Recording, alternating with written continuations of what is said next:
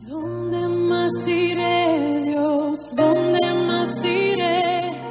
Tienes palabras de vida eterna. ¿Dónde más iré, Dios? ¿Dónde más iré? Tienes palabras de vida eterna. ¿Dónde más iré, Dios? ¿Dónde más iré? Tienes palabras de vida eterna. ¿Dónde más iré, Dios? ¿Dónde más iré? Tienes palabras de vida eterna. Leemos Romanos capítulo 3, versículo 9 al versículo 20. Dice la palabra del Señor: ¿qué pues? ¿Somos nosotros mejores que ellos? En ninguna manera, pues ya hemos acusado a judíos y a gentiles que todos están bajo pecado. Como está escrito, no hay justo ni aun uno, no hay quien entienda, no hay quien busque a Dios. Todos se desviaron a una, se hicieron inútiles. No hay quien haga lo bueno, no hay ni siquiera uno. Sepulcro abierto es su garganta, con su lengua engañan. Veneno de áspides hay debajo de sus labios. Su boca está llena de maldición y de amargura. Sus pies se apresuran para derramar sangre, quebranto y desventura hay en sus caminos, y no conocieron camino de paz. No hay temor de Dios delante de sus ojos. Pero sabemos que todo lo que la ley dice, lo dice los que están bajo la ley, para que toda boca se cierre y todo el mundo quede bajo el juicio de Dios. Ya que por las obras de la ley ningún ser humano será justificado delante de él, porque por medio de la ley es el conocimiento del pecado. Oramos. Padre, te doy gracias por la bendición de poder compartir este tiempo de tu palabra para nuestra vida, que nos des entendimiento para poder comprender cada parte de este pasaje, que realmente puedas hablar a nuestras vidas, nos confrontes y obres en cada uno de los que están aquí en este lugar. Si hay alguien que hoy no te conoce, Señor, que tu palabra pueda llegar a su corazón y traer salvación. Pido todo esto en el nombre de Jesús. Amén. El título del sermón, como el de la semana pasada, es El cuadro más triste de la Biblia. Hace unos días atrás estaba con mi familia mirando una película ya antigua, hace varias décadas, y hubo una escena que me hizo reflexionar. Resulta que había una madre que estaba hablando con su hijo adolescente y lo animaba, ¿no? Y le decía que se fijara bien lo que hacía el hijo, ¿no? Que no hiciera nada inmoral, nada imprudente, que sea cuidadoso en lo que hacía. Ese adolescente estaba en una relación con una chica y le decía, bueno, tened cuidado con lo que haces y cosas por el estilo, ¿no? Y ella se ponía como ejemplo respecto a que ella justamente cuando ella había sido joven, supuestamente se había portado bien, ¿no? Era un ejemplo, decía yo, tenés que actuar como cuando yo tenía tu edad, y cosas así. Y bueno, resulta que después el hijo, no voy a contar cómo pasó, pero el hijo conoció cómo era su mamá cuando era joven, cuando era adolescente. Y la sorpresa era tremenda porque nada que ver lo que ella había dicho. O sea, el comportamiento de esta mamá era pésimo. Ella había dicho que era un ejemplo cuando era chica, pero la verdad que era nada que ver. Era un desastre la mamá. Hacía cosas que hasta le llamaban la atención a su propio hijo, le daba mucha vergüenza aún a su hijo. Y me puse a reflexionar y eso me sirvió para pensar en lo que estamos viendo en esta parte. Y la duda que me pasó es, esta situación de esta película, una situación ficticia, ¿no? Una película, ¿realmente a veces pasa entre las personas? O sea, puede pasar de que a veces las personas dicen, no, compórtense de una manera y en realidad las personas nada que ver con ese tipo de comportamiento. Bueno, yo creo que representa a mucha gente esa situación, esa película. Ya que generalmente las personas no se ven tan malas como en verdad son. O muchos intentan ocultar sus malas actitudes. O sea, si saliera a la luz las cosas de las que personas a veces piensan, dicen, hacen, o si se conociera parte de su pasado, yo creo que más de uno se quedaría bastante avergonzado. Ahora, ¿por qué?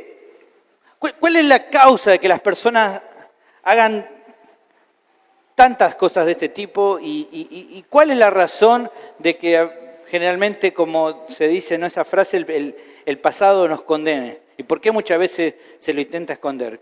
¿Cuál es la causa que genera todo esto?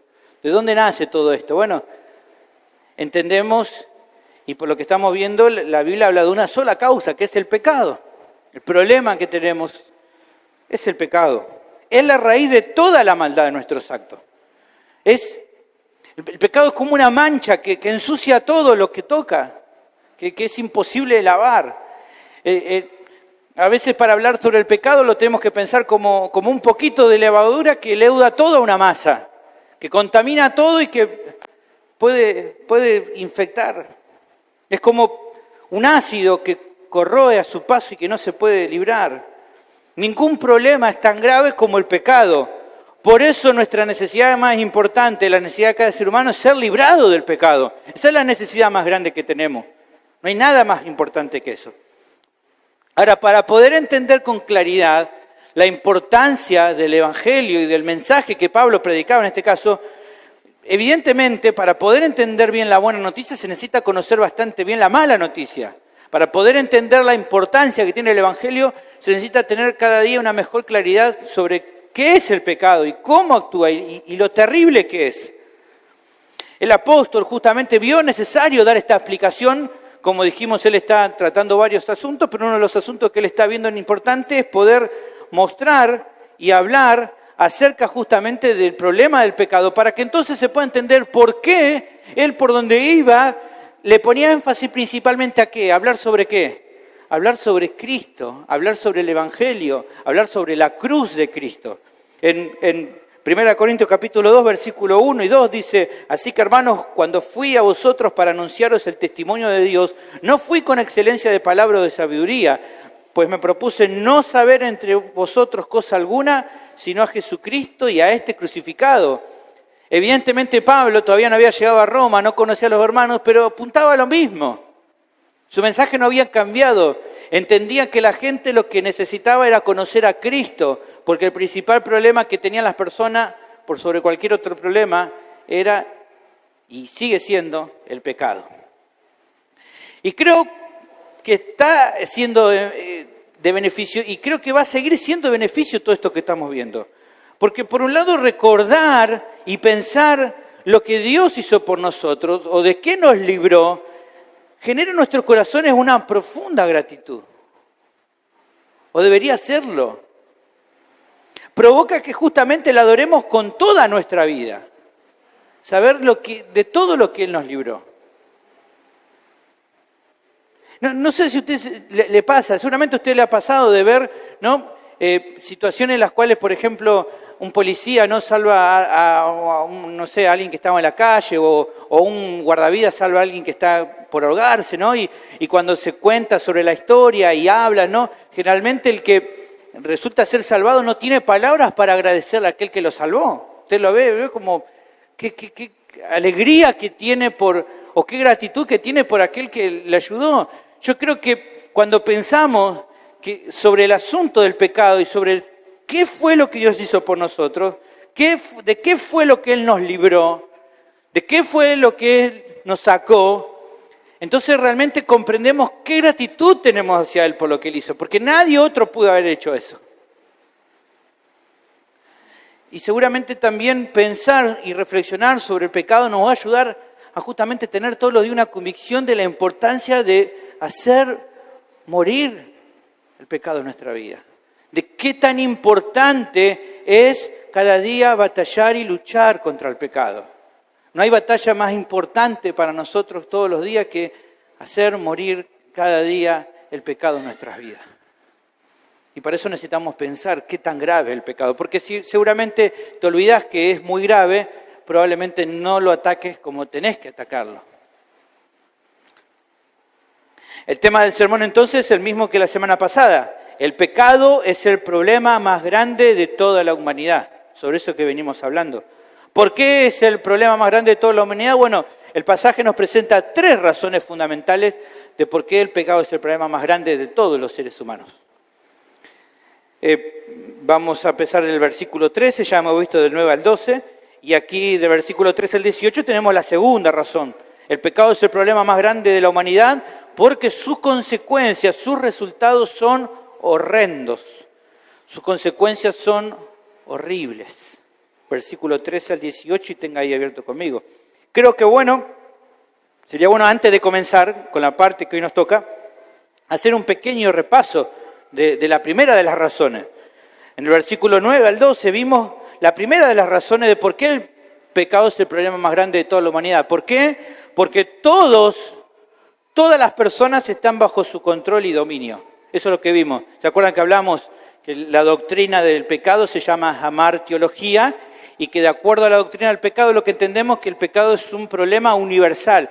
Todos los seres humanos están bajo el control y dominio del pecado por naturaleza. El pecado es un mal universal.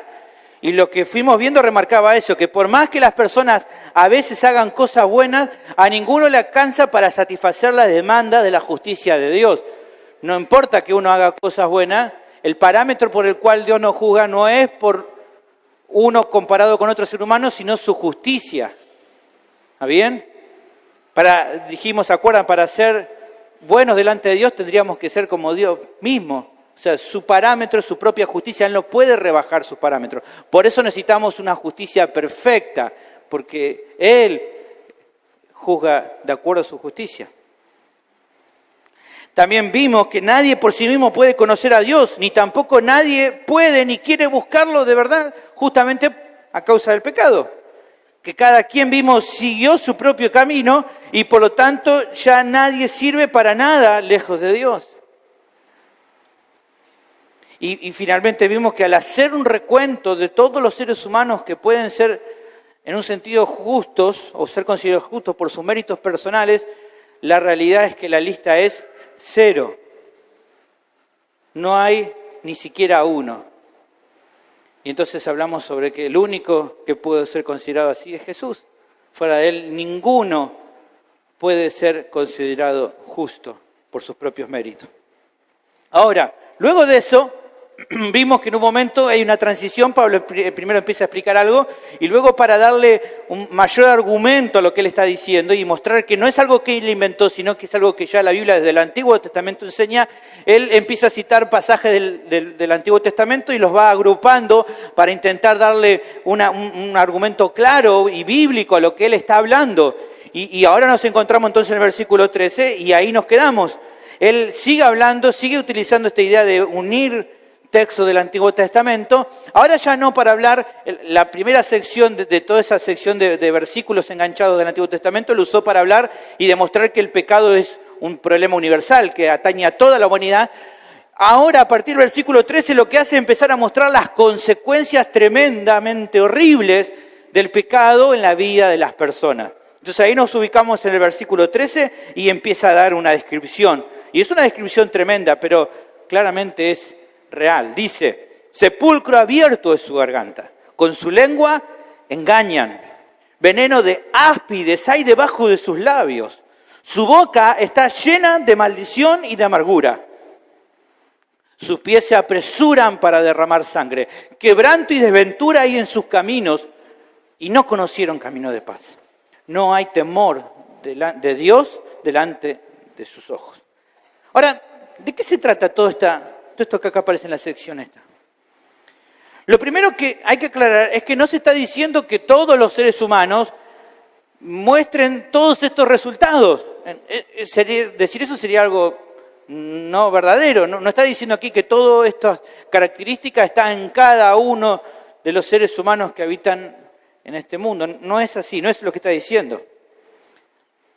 Sino que demuestra diferentes resultados de estar bajo el control y dominio del pecado. ¿Se entiende? No es que todos estos están en cada una de las personas, sino que son diferentes resultados de aquellos que están bajo el control y dominio del pecado. Y por otro lado, si vos lo mirás estructuralmente, seguramente te vas dando cuenta, y si no, por ahí, miralo ahí conmigo. Fíjate que en el versículo 13 y versículo 14 se habla mucho de garganta, lengua, boca, labios. Evidentemente la primera sección está hablando sobre pecados o resultados pecaminosos que tienen que ver con hablar cosas, con decir cosas.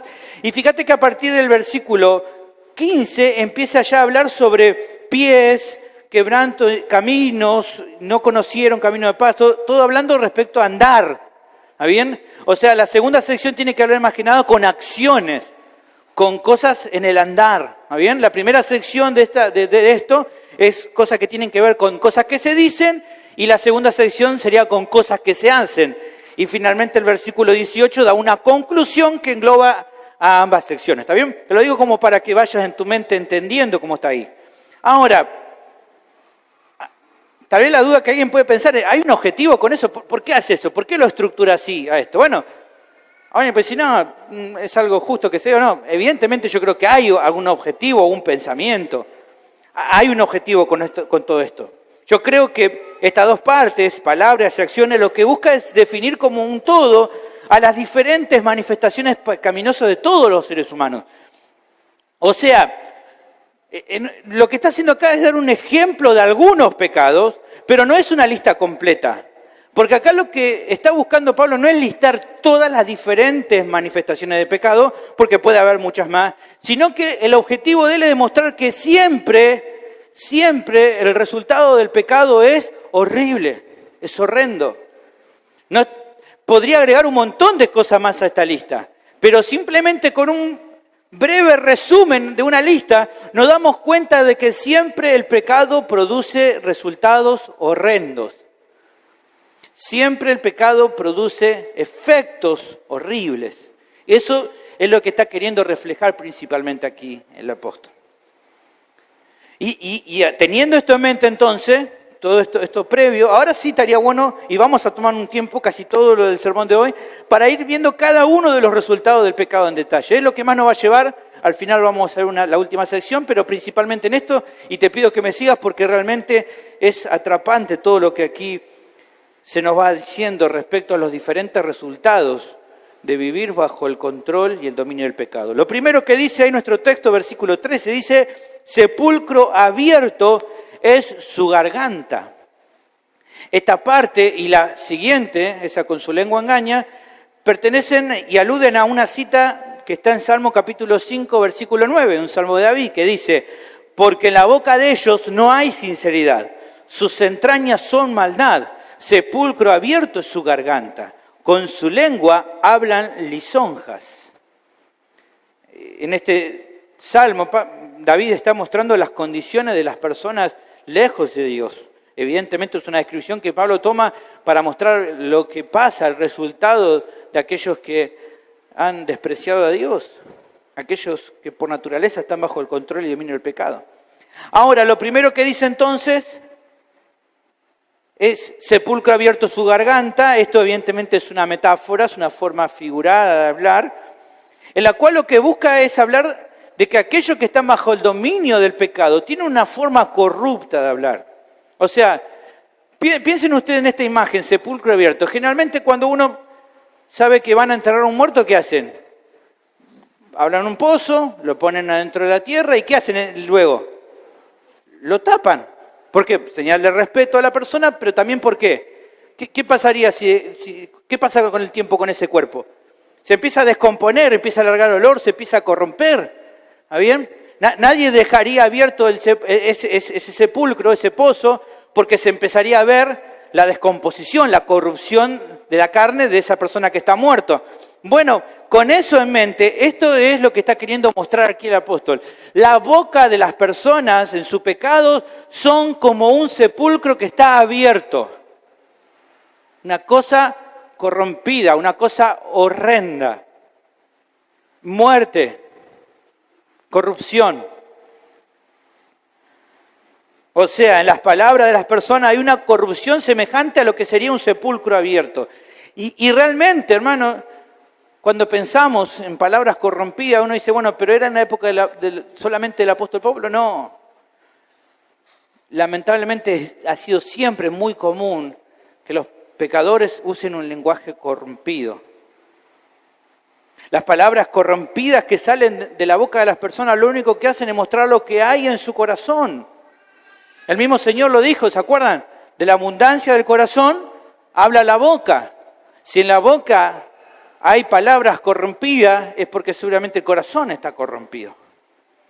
Dice en Lucas 6:45, el hombre bueno del buen tesoro de su corazón saca lo bueno, y el hombre malo del mal tesoro de su corazón saca lo malo, porque de la abundancia del corazón habla la boca. Lo único que logra el pecador hablando de esta manera es mostrar qué cosa, la maldad que hay en su interior. Los creyentes juntamente somos llamados a evitar este tipo de lenguaje, porque no tiene nada que ver con lo que ahora somos.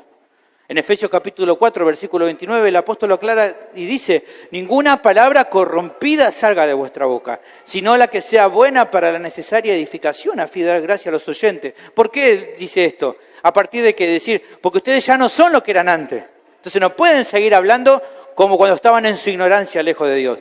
Los que están lejos de Dios usan palabras corrompidas, pero los creyentes ya no deberían usarlas, pues no tiene nada que ver.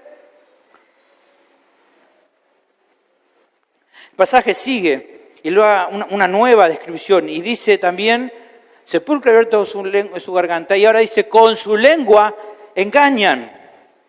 Aquí muestra otro resultado del pecado en la forma en que justamente los pecadores hablan. La palabra aquí en el original, para engañar, dolió, tiene que ver con engañar en el sentido de tender una trampa, de hacer morder el anzuelo. Era muy común usar esa palabra en aquel tiempo para hablar respecto a cuando alguien atrapaba con un anzuelo a un pez. O sea, la intención acá, la idea es que hay oculto un engaño en las palabras de quien pronuncia. ¿Para qué? Para buscar aprovecharse de los demás. Es alguien que habla y que dice cosas engañando, buscando querer aprovecharse de otras personas que lo escuchan, a los que, digamos, no le clavó el anzuelo, por así decirlo. Y los seres humanos en muchas ocasiones caen en este pecado. Es muy común esta descripción que hace aquí Pablo, que utiliza del Salmo que estábamos mencionando, es muy claro en las personas del mundo. Hace poco tuvimos una época donde con su lengua engañan, es un patrón muy común en muchos políticos que con su lengua engañan. Claramente que sí. ¿Cuál es el beneficio que buscan? Los votos, evidentemente. Pero no solamente pasa en la política. Si usted sabe, por ejemplo, un vendedor con su lengua engaña, busca, ¿no?, querer por una comisión, le hace a la gente que por ahí es medio que no se da cuenta de las cosas y compra algo que por ahí ni necesitaba o no cumplía con nada de lo que esperaba. Pero al vendedor no le importa. ¿Qué es lo que le importa al vendedor? Y su comisión. Entonces, ¿no?, inflan las cosas, dicen, después, bueno, ya está, una vez que compraron, ya fue. Eso es parte de las personas. Algo muy común ligado a esta idea de engañar, ¿no?, por medio de estos trucos y de cosas, es muchas veces utilizar también la manipulación. La manipulación está muy emparentada con esto. Quienes muchas veces engañan de esta manera, utilizan la manipulación, ¿no?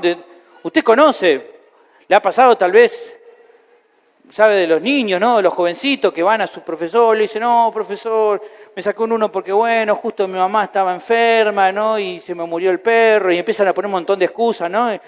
Buscando ¿qué cosa? Que le den otra oportunidad o que le levante la nota. Y por ahí fue un vago que no estudió, pero él intenta, no, llora, no, porque vos no sabés los problemas que... Y hacen todo una mentira.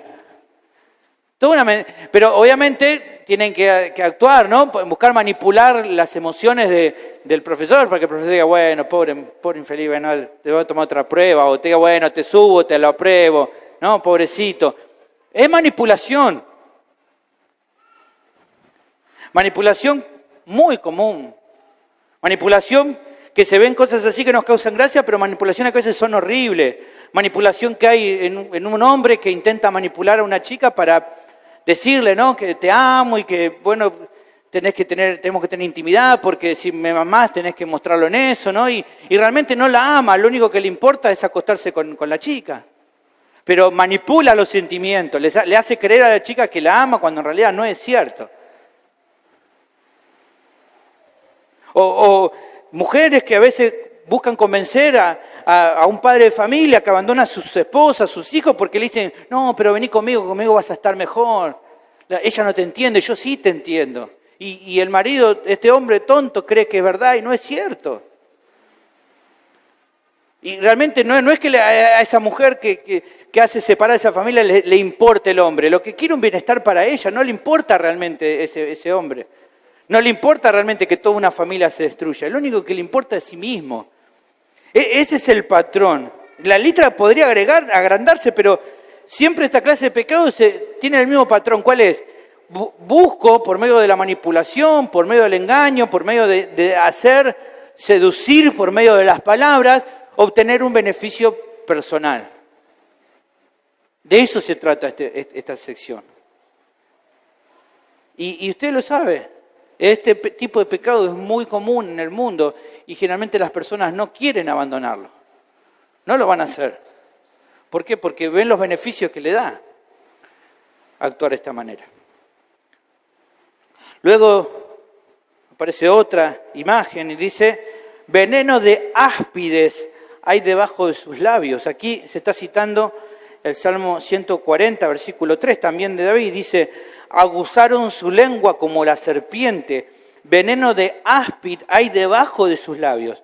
O sea, como estamos viendo, no solo hay corrupción en muchos pecadores a la hora de hablar palabras corruptas, no solo que hay engaños por medio de seducir a otras personas, de hablarle, de inflar el oído, sino también, en otros casos, la forma de hablar de aquellos que están bajo el control y el dominio del pecado es, su forma de hablar, como diría este pasaje, es como un veneno mortal.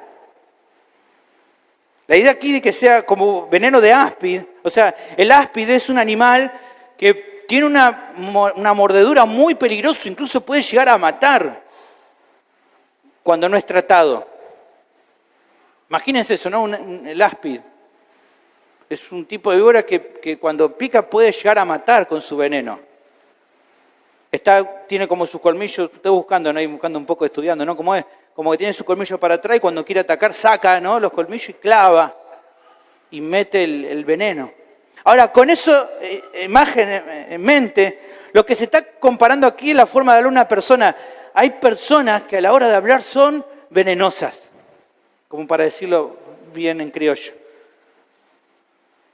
No solo, o sea, evidentemente son venenosas porque dañan cuando hablan los demás, pero también en un sentido son como el áspid. ¿Por qué? Porque como muchas veces la víbora, cuando menos lo esperás, ¡pah!, ahí te clava, ¿no? Cuando menos esperás te tiran el veneno. Tremendo eso. Pero es la descripción que quiere darnos acá. Es la condición entonces de quienes dominados por el pecado usan su lengua para lastimar a la gente de una manera horrible.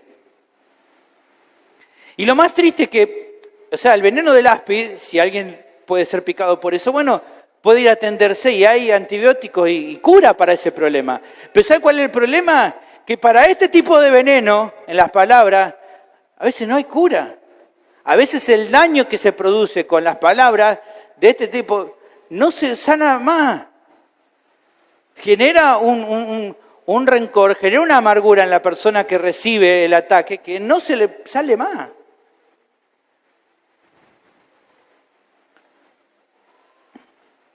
Es tremendo esto.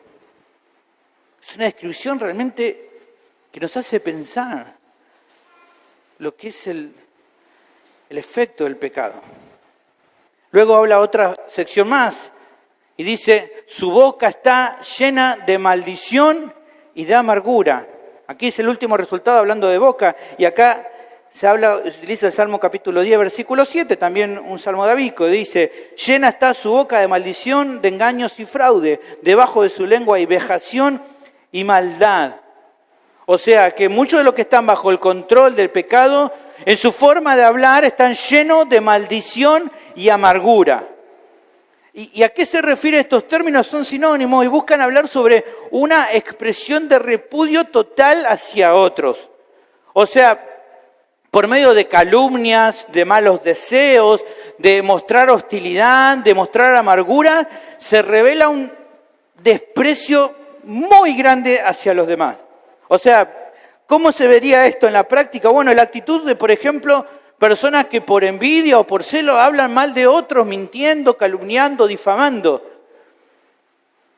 Sencillamente no porque sea algo cierto, sino por la envidia, por los celos, porque no me gusta y entonces hablo mal, hablo peste del otro. O también este tipo de palabras es muy común en aquellos que por odio o por rencor son capaces de decirle al otro de frente, mirá, ojalá que te muera, ojalá que te pase un auto por arriba, ojalá, mirá, te deseo lo peor. Y cosas por el estilo. Esas son palabras de maldición y amargura, cosas que usted conoce, que ha visto que las personas a veces dicen. También se trata de aquellos que resentidos porque las cosas no salen de acuerdo a su deseo caprichoso, tratan amargamente a los demás o siempre se están quejando. ¿No? Que le preguntaba, ¿no? A veces miramos con nuestros hijos el Chavo, ¿no? Y de estilo Doña Florinda, le dice, buenos días, ¿qué tienen de bueno? ¿No? O sea, enojado. Le preguntáis, ¿y cómo está? ¿Y cómo crees que esté? Te dice, ¿no? O cosas así, que todo el tiempo hablan quejándose. Buen día, qué buen día, no me digas buen día. Mirá, te traje esto. Todo el tiempo así, con esa actitud. Que llena de amargura. Porque tal vez, no sé qué es lo que quieren. No importa, lo que digo es, eso es parte de lo que el mundo hoy da. Un cristiano debería evitar, hermano, toda esta clase de pecados al hablar. ¿Por qué? Porque no tiene nada que ver con nuestra nueva naturaleza. Colosenses capítulo 3, versículo 16 dice, la palabra de Cristo mora en abundancia entre vosotros, enseñándoos y exhortándoos unos a otros en toda sabiduría, cantando con gracia en vuestros corazones al Señor, con salmos e himnos y cánticos espirituales. Y luego más adelante Pablo agrega en Colosenses capítulo 4, versículo 6, sea vuestra palabra siempre con gracia, sazonada con sal, para que sepáis cómo deber responder a cada uno. Esta es la actitud de los que están bajo el dominio del pecado. Pero los creyentes no deberían entrar en eso. No tiene nada que ver con nosotros. Ahora sigue adelante y dice, sus pies se apresuran para derramar sangre. Como marcaba un poco antes, aquí es como que ya deja al lado un poco el hablar y acá apunta a acciones que son impías, acciones que son pecaminosas. Y lo primero que se menciona es una alusión a un pasaje del profeta Isaías, el cual, Isaías 59, versículos 7 y 8, el cual sirve para esta mención y para las dos que siguen después. Dice así, sus pies corren al mal, se apresuran para derramar la sangre inocente, sus pensamientos, pensamientos de iniquidad, destrucción y quebrantamiento de sus caminos. No conocieron camino de paz, ni hay justicia en sus caminos, sus veredas son torcidas, cualquiera que por ellas fuere, no conocerá paz. En ese contexto, cuando Isaías escribe esto, se denuncia que esta es la actitud horrible del pueblo de Israel. El apóstol toma ese concepto y dice, esto no solo representa a los israelitas que están lejos de Dios, sino a todos los que están lejos de Dios. Sin excepción. Ahora, ¿en qué se enfoca primero? Bueno, en lo que dice nuestro texto, sus pies se apresuran para derramar sangre, o sea, son rápidos para matar a otro, dice. Eso es lo que está diciendo. O sea, están prestos rápidamente para ser violentos con los demás. Incluso si tienen que matar, lo hacen. No tienen problema los que están bajo el dominio del pecado. No tienen problema si hay que asesinar. Y aunque nos parezca triste, bueno, esta verdad es parte de la historia de la humanidad. Ya desde el comienzo de la creación, el primer hijo de Adán mató a su hermano menor, simplemente por envidia. En el Nuevo Testamento dice porque las acciones de su hermano eran justas y las de él eran malas. Simplemente por eso decidió asesinar a su propio hermano. Sin ninguna contemplación. Dice Génesis 4:8, es corto, Moisés intenta dar un shock rápido, dice, y dijo Caín a su hermano Abel, salgamos al campo. Y aconteció que estando ellos en el campo, Caín se levantó contra su hermano Abel y lo mató. Corto, nada de hablar, nada, va y lo mata. Y desde el comienzo, entonces, y toda la historia nos revela la violencia de los seres humanos, quien sin ninguna clase muchas veces de remordimiento se ensucian las manos con sangre inocente. Un evangelista escocés dijo hace varios años algo así: los animales más salvajes no destruyen a tantos miembros de sus propias especies para aplacar su hambre como el hombre destruye a sus semejantes para saciar su ambición, su venganza y su avaricia. Y tal vez nosotros decimos, bueno, pero en este tiempo ya no es tan así. Ahora la gente ya no actúa de una manera tan primitiva como siglos anteriores o como hace muchos años. Pero la realidad es que la situación sigue igual. Los seres humanos siguen muriendo en manos de otros pecadores. Los seres humanos se siguen matando. La violencia ha llegado a niveles impresionantes, hermano. Ya se hace común decir esta frase: te matan por nada. Todos lo decimos. ¿Por qué? Porque es verdad, te matan por nada. A veces sí, bueno, pero le entregó todo y aún así lo mataron. O no se resistió y lo mataron. Pero siempre mataron. Pero no solo queda en actos de violencia como esto, hermano. Incluso hemos llegado al punto de que muchos justifiquen ya hasta quitarle la vida a niños en el vientre de su propia madre. Y no solo que lo justifiquen, sino hasta que se aplauden eso. Lo aplauden, lo celebran como un avance en derechos humanos.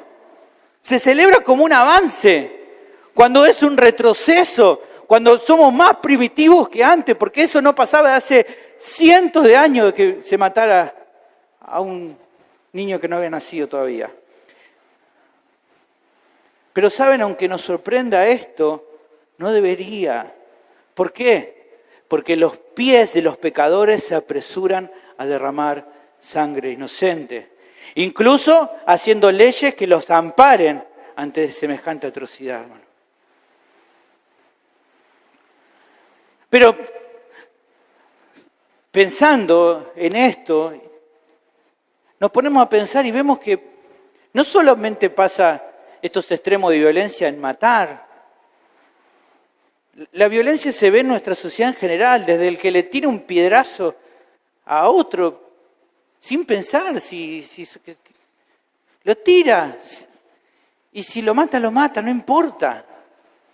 Desde, usted sabe más lo que maneja, ¿no? El conductor que se llena de ira porque otro le cruzó el auto y ya le quiere tirar el auto y reventarle. O el que baja, ¿no? Con un fierro capaz de romperle todo el auto al otro. Simplemente porque capaz que no lo vio o porque qué sé yo lo que había en la mente del otro. Pero ya se bajó y quiere romperlo todo.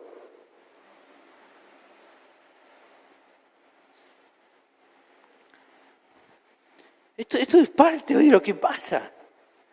Y se busca, ¿no? Se piensa en todo esto actos de violencia y se intenta pensar, bueno, pero ¿por qué la gente está tan violenta? ¿Por qué la gente actúa así? ¿Por qué están todos tan nerviosos? ¿Por qué todos se matan así como se matan? Y empiezan a investigar y empiezan a echar la culpa a un montón de cosas. Y no, se matan porque lo que pasa que, bueno, estos son medios pobres y bueno, es por el problema que tienen social. Y no, porque, bueno, es un problema que, bueno, que lo que pasa es que practican un deporte muy duro y ese es el problema. O no, el problema es porque estos son ricos y los otros son pobres. Y no, el problema es porque necesitan una inclusión. El problema es el pecado.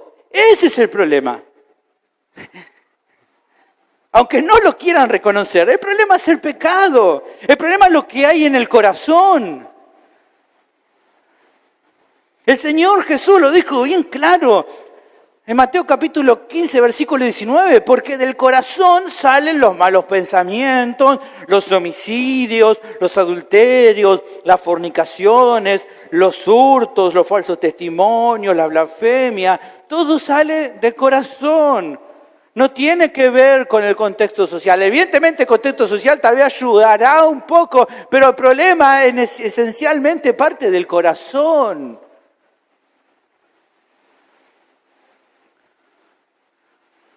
Parte de ahí. ¿O qué vamos a decir? de Judas Iscariote, que no tenía mejor contexto, estaba al lado del Hijo de Dios y aún así lo traicionó, le mintió. ¿O qué diríamos de José, vendido por su hermano y aún así fiel a Dios? Entonces el contexto social no tiene la respuesta. El problema está en el corazón, sin lugar a duda.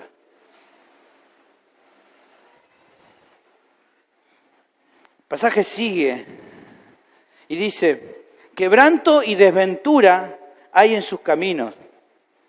Esta consecuencia aquí apunta a la conducta destructiva del ser humano en general. La palabra primero usada, quebranto, suntrima, se enfoca en la idea de agarrar algo y romperlo todo en pedazos. Entonces, quebranto es agarrar algo y hacerlo añicos. El segundo término, desventura, talaiporia, tiene que ver con la miseria que queda producto de la destrucción, producto de la maldad. O sea, los dos juntos podrían leerse así. A causa del pecado, a causa de su pecado, muchos seres humanos destruyen todo a su paso y lo que dejan es solamente miseria.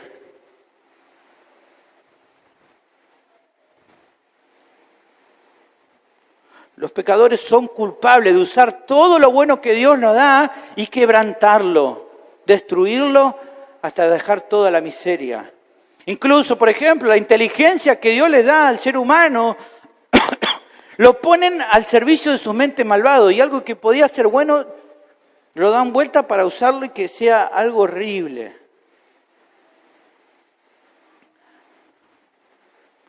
Los pecadores maltratan y corrompen las cosas más preciosas solo para satisfacer su deseo más oscuro. Un hombre cegado por el pecado es capaz de destruir a toda su familia con maltrato, maltratando a su esposa, maltratando a sus hijos, haciendo desastre en algo que era tan precioso como era una familia que Dios instituyó. Lo destrozan, lo hacen pedazos. Y no solo los hombres, las mujeres también. En vez de valorar una relación, arruinan todo. Simplemente por querer imponer su deseo caprichoso son capaces de destruir todo. ¿Por qué? Porque el ser humano actúa de acuerdo al pecado, que es lo que controla su ser. Y sin ir más lejos, hermanos, lo vemos una y otra vez en todo lo que pasa a nuestro alrededor, tanto el machismo, como el feminismo, como todos estos pensamientos de los seres humanos, son justamente intentos del ser humano de querer imponer sus deseos propios. Pero no se dan cuenta que todos estos pensamientos lo único que hacen es generar quebranto y miseria. Siempre van a traer eso. Pero lo más paradójico de todo, que incluso aunque viendo que con sus imposiciones de pensamiento de hombre generan quebranto y miseria, aún así no se hacen cargo. Le siguen echando la culpa a los demás. Le siguen buscando, ¿no? Como razones. No, el problema es que sí, hacemos lo que ahora yo queríamos, pero en realidad no pasa porque pasa esto y pasa esto otro. La realidad es la misma. El problema que tenemos es el problema del pecado. Que el pecado controla la vida de aquellos que están bajo su dominio y al que se han entregado cada uno de los seres humanos. Finalmente, el último concepto tenemos ahí, no conocieron camino de paz. La última descripción es igual de horrenda que las anteriores. El ser humano en su pecado no puede andar en paz con los demás, no puede estar en paz con los demás. Y esto ustedes lo ven y lo conocen. Amistades que se pierden, matrimonios que se separan, hijos que rechazan a padres, padres que rechazan a hijos, la gente que se traiciona a diestra y a siniestra. Todo el tiempo pasa eso. Usted ve la foto, ¿no?, de gente que se abraza y que se saluda y por dentro está pensando lo peor del otro. Incluso tal vez te ha pasado en un momento alguien que en un momento te elogiaba y te reconocía y decía qué bueno que sos. Un tiempito después nomás te desprecia y si puede te clava el puñal en la espalda.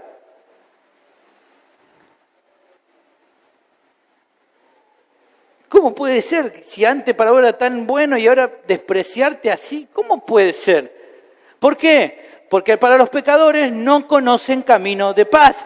Las relaciones manchadas con el pecado incluso hace que haya gente que sí o sí necesita generar un clima hostil. Hay personas que en su pecado es como que necesitan que de una manera u otra en un momento se vaya todo para los tomates, como decir, bueno, está todo bien, pero siempre algo tienen que hacer porque no están conformes con que esté todo en paz, algo tienen que hacer. Algo tienen que decir, alguna cosa tienen que mostrar para que todo termine mal. ¿Por qué? Porque son rebeldes. No es porque son rebeldes, porque son pecadores. Y no pueden vivir en paz. Y no quieren vivir en paz. Todo es parte del pecado que generan en su vida.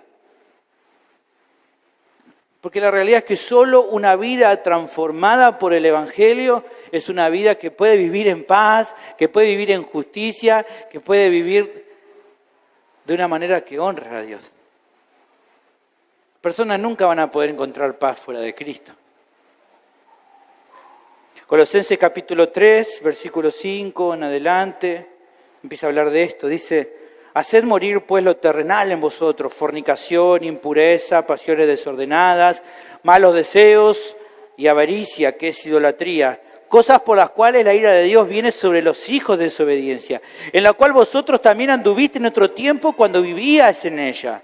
Y luego el versículo 12 dice, en cambio, vestidos pues como escogidos de Dios, santos y amados de entrañable misericordia, de benignidad, de humildad, de mansedumbre, de paciencia, soportándoos unos a otros y perdonándoos unos a otros si alguno tuviere queja contra otro. De la manera que Cristo os perdonó, así también hacedlo vosotros. Y sobre todas estas cosas vestidos de amor, que es el vínculo perfecto, y la paz de Dios gobierne en vuestros corazones, a la cual asimismo fuiste llamados en un solo cuerpo, y sed agradecidos. Esa es la forma que tenemos que vivir. Pero esa forma no puede, los que están bajo el dominio del pecado no pueden vivir de esa manera. No pueden. Finalmente entonces aparece la última de las declaraciones. Como una conclusión dice, no hay temor de Dios delante de sus ojos. Esta es como la conclusión que abarca todo lo anterior, que cita el Salmo 36:1. La iniquidad del impío, me dice el corazón, no hay temor de Dios delante de sus ojos. A causa del pecado, nadie por naturaleza considera a Dios de verdad. No está pendiente, considerando de la presencia de Dios ahí cerca de él. No. Algunos directamente niegan su existencia, como dice Salmo 53:1. El necio dice en su corazón, no hay Dios. No existe. Es un cuento de los abuelos para asustar a los niños. Dios no existe. Y utilizan todos sus argumentos, ¿no? No, la ciencia ha demostrado que Dios no existe. Todo lo contrario, la ciencia cada vez más demuestra la existencia de Dios. Pero ellos en su corazón necio declaran que Dios no existe. Pero hay otros que no son tan necios, que dicen, no, sí, Dios existe, yo sé que Dios existe. Pero viven como si Él no existiera.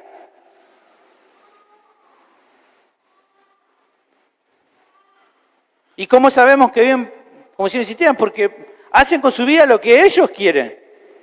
Como vimos, con su vida hacen cosas horribles, dicen cosas horribles. No les importa que un día van a ser juzgados por esto. Esto es algo muy común cuando usted habla con alguien que tiene cierto conocimiento acerca de Dios y le vuelve a preguntar y le decís, ¿qué pasa con vos si viene el Señor? ¿Qué pasa si hoy te vas de este mundo? ¿Qué va a pasar con tu vida? ¿Y qué te dicen? No me importa. ¿Qué te dicen? Se ponen a pensar, porque entienden de que van a ser juzgados. Saben, tienen un entendimiento de Dios existe, pero no hacen nada para cambiar su situación. No hacen nada. No tienen ningún respeto, reverencia por Dios. Al entender lo que Dios es, no les generan realmente un cambio verdadero. Siguen pensando y diciendo, bueno, ya voy a cambiar, ya voy a dejar. Como si fueran dueños de su propia vida.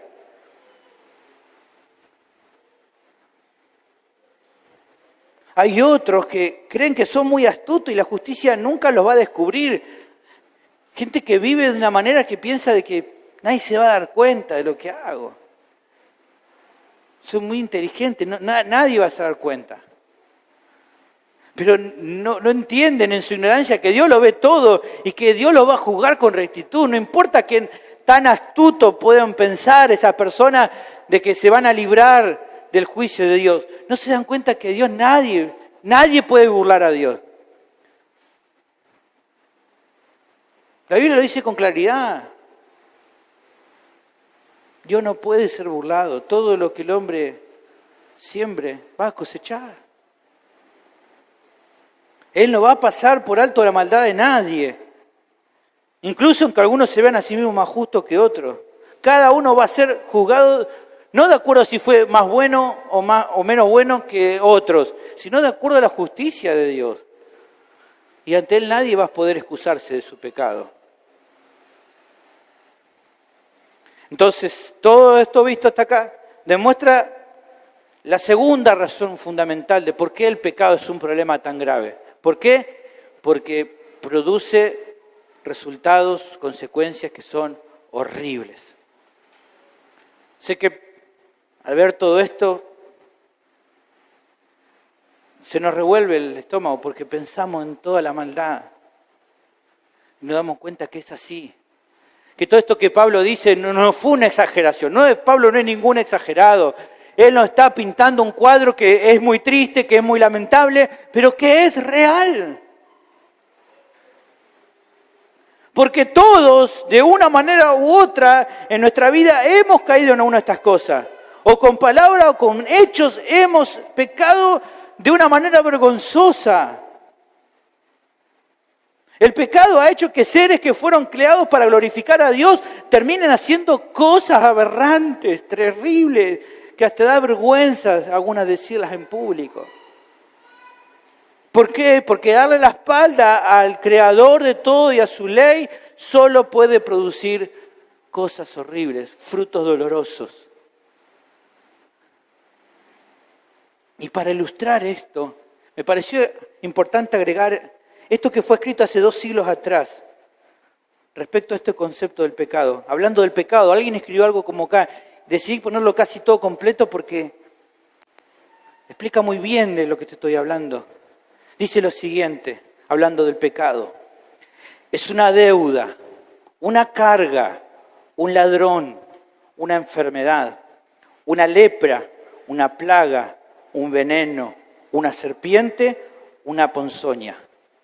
Todo lo que el hombre aborrece, eso es. Un bulto de maldiciones y calamidades bajo cuya presión aplastante e intolerable gime la creación entera. ¿Quién con aliento gélido arruina el florecimiento de la juventud? ¿Quién rompe el corazón de los padres?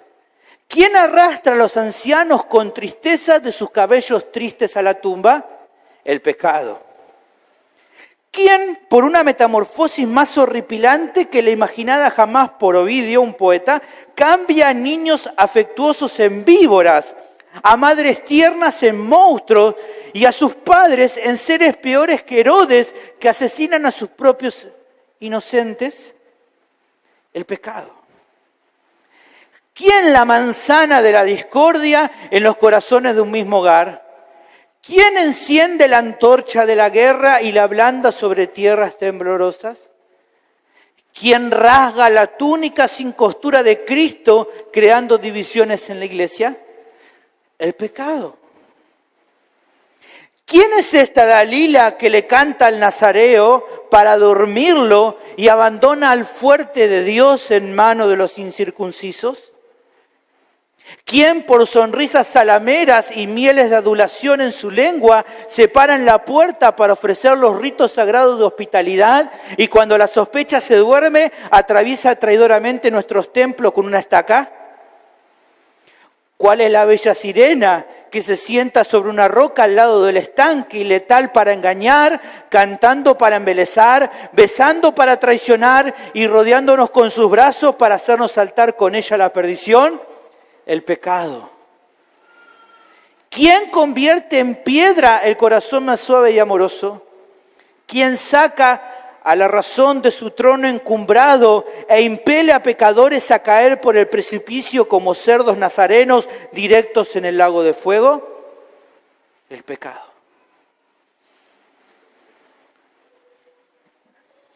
Aunque el pecado sea una mala noticia, no debe ser ignorada por nadie.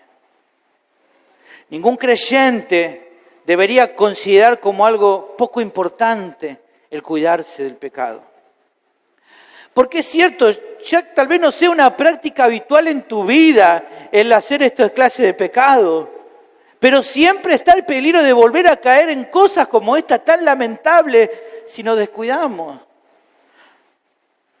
Hermanos, aunque ya no hablamos como lo hacíamos lejos de Cristo, todavía hay momentos en que si le damos lugar al pecado, podemos decir cosas tan horribles, podés llegar a decir cosas tan horrendas que hasta hubieras preferido después de decirla, haber tenido o no tenido voz mejor antes de haberlas dicho.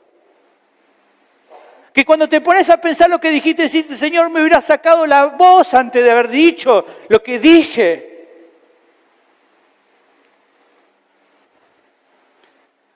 Porque si jugás con el pecado, si no te sometés a Dios, si una iglesia local, si no usás los medios de gracia que Él te ha dado, probablemente hagas cosas que te vas a lamentar toda tu vida.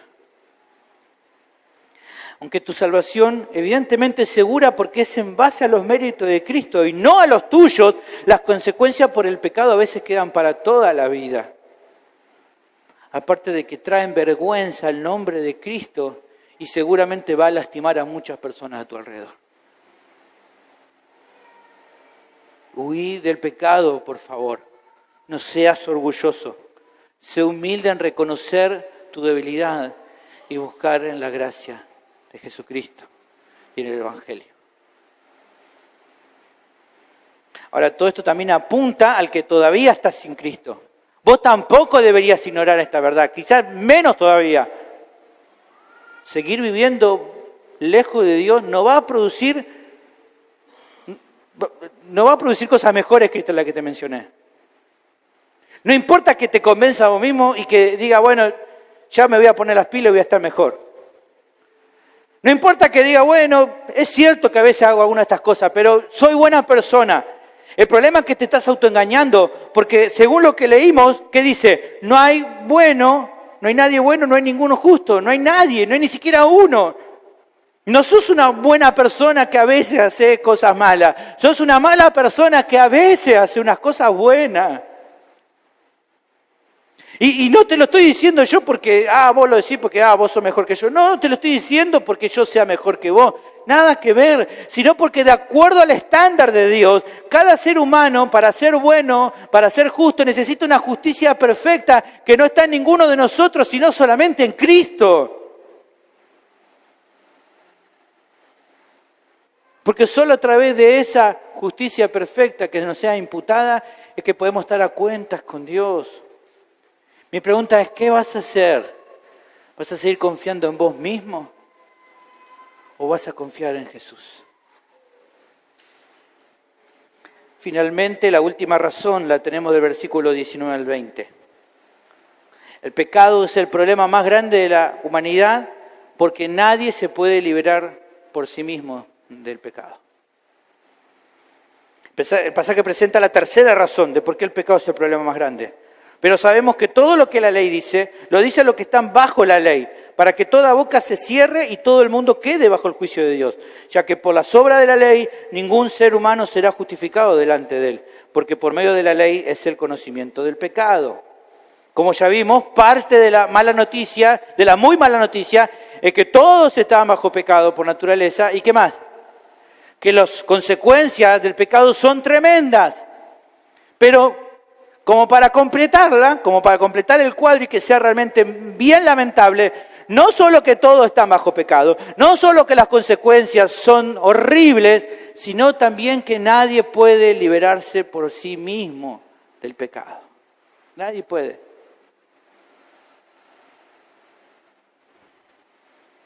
Lo que hace en estos versículos finales es recordar lo que se viene demostrando. No hay nada que el ser humano pueda hacer por naturaleza para lograr romper el control y el dominio del pecado sobre su vida. No hay nada que pueda hacer. No hay forma de liberarse de sí mismo de la esclavitud del pecado, del dominio del pecado. Lo que se lee en estos versículos finales puede traducirse algo así, lo puse así. Porque estoy seguro, porque sabemos, estoy seguro que todo lo que dice la ley de Dios busca cumplir con el propósito de que todos cierren la boca y que todos queden bajo el juicio. Todos los que están bajo la ley. ¿Quiénes son todos los que están bajo la ley? Judíos, pero ¿quién más?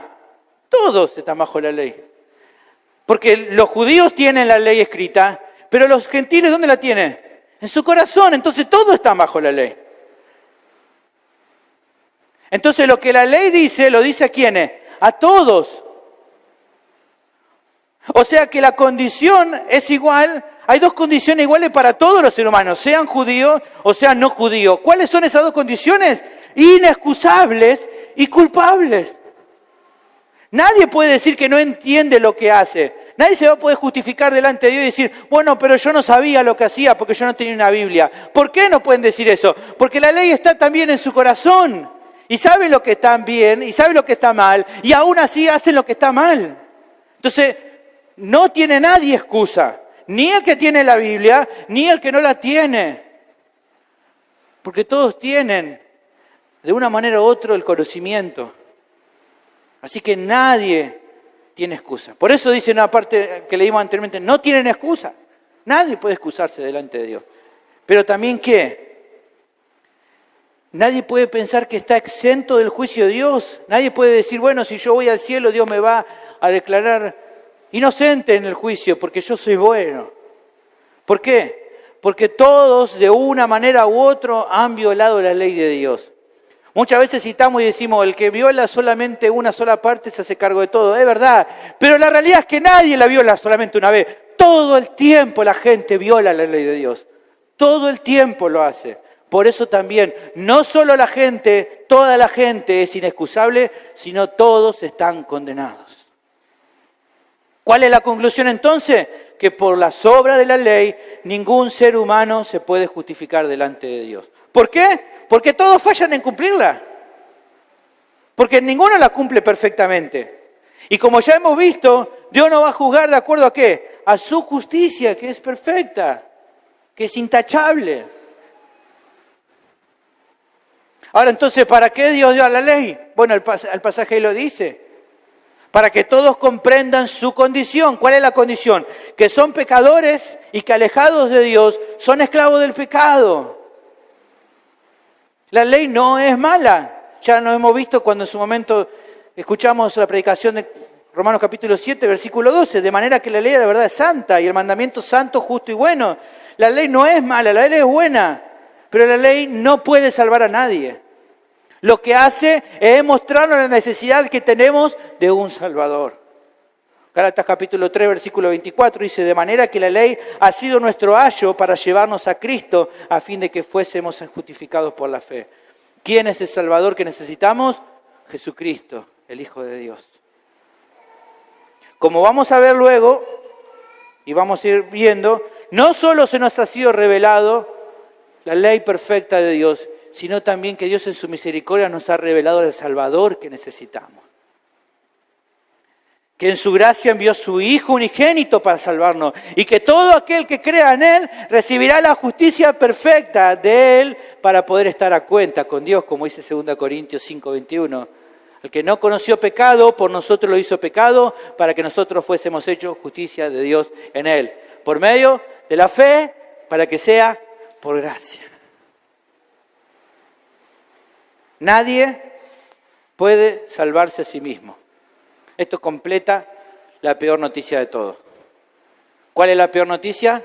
Que todos estamos bajo pecado, que el pecado produce consecuencias horribles y que nadie puede salvarse a sí mismo del pecado. Pero ¿sabes cuál es la buena noticia?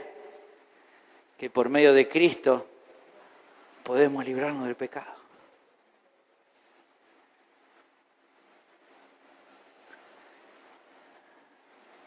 La buena noticia es que Dios estableció un camino para liberarnos de nuestro más grande problema. Y ese camino es Jesús. Jesús dijo, yo soy el camino. Yo soy la verdad, yo soy la vida.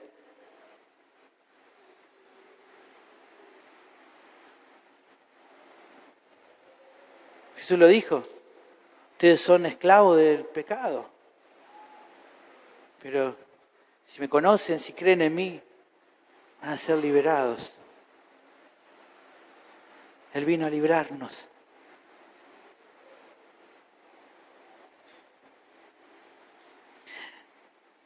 Si todavía estás perdido, quiero que sepas de que nada te sirve en esos intentos de querer portarte mejor. Eso no te va a servir para entrar en el reino de Dios. No sirve que venga los domingos a la iglesia, que cante las canciones tan preciosas que cantamos. No importa que, como decimos nosotros, cuando te vean los demás te hagas el santito.